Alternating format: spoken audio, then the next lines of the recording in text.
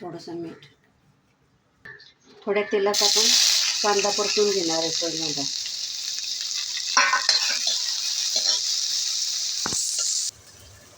थोडेसे खोबऱ्याचे काप पण त्याच्यात टाकणार आहोत आणि एक मध्यम आकाराचा टोमॅटो तो बी कट करून. आता हे मिक्सरच्या भांड्यात काढून घ्यायचं आहे.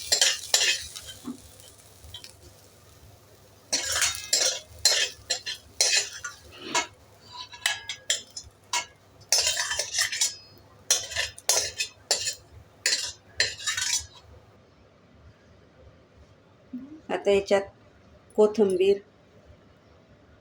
1 इंच आलाचा तुकडा आणि लसूण पाकळ्या टाकूया आणि मिक्सरमध्ये फिरवून त्याचं मसाला तयार करूया.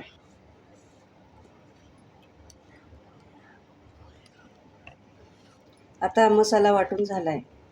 आता आपण भाजीला फोडणी देऊ. वाटण टाकूया.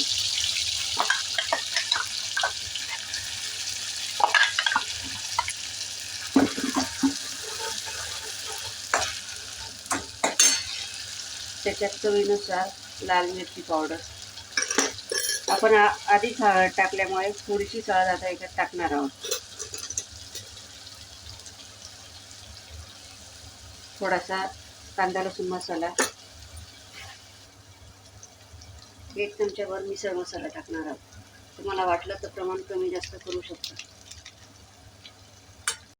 मसाला थोडासा घ्यायचा. मसाल्याला तेल सुटल्यावर आपण उकळलेली मटकी टाकणार आहोत त्याच्यात.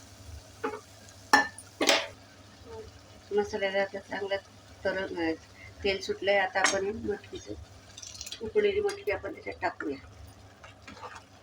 त्याच्यात पाणी टाकूया. आवश्यकतेनुसार आपल्याला पाणी टाकायचं आहे. जास्त पातळ पण नाही, जास्त घट्ट पण नाही.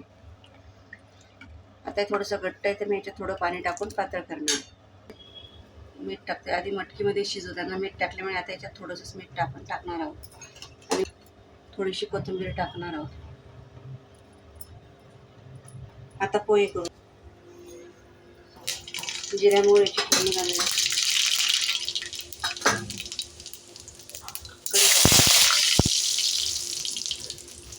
शेंगदाणे,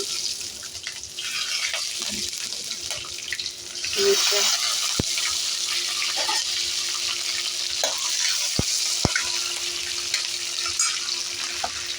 कांदे,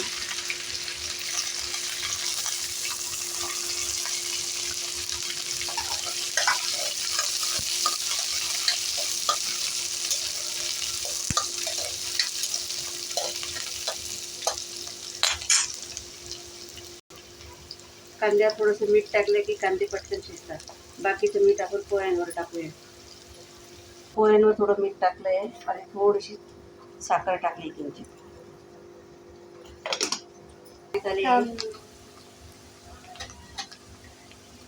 कांदे होण्यात आले. आता त्याच्यात चवीनुसार हळद टाकूया आणि पोहे टाकून कलचूया. तर मग आपले आता हे पोहे तयार झाले आणि इकडं तर्री पण तयार झाली आहे. चला आपण एक खाऊया तर्री पोहे.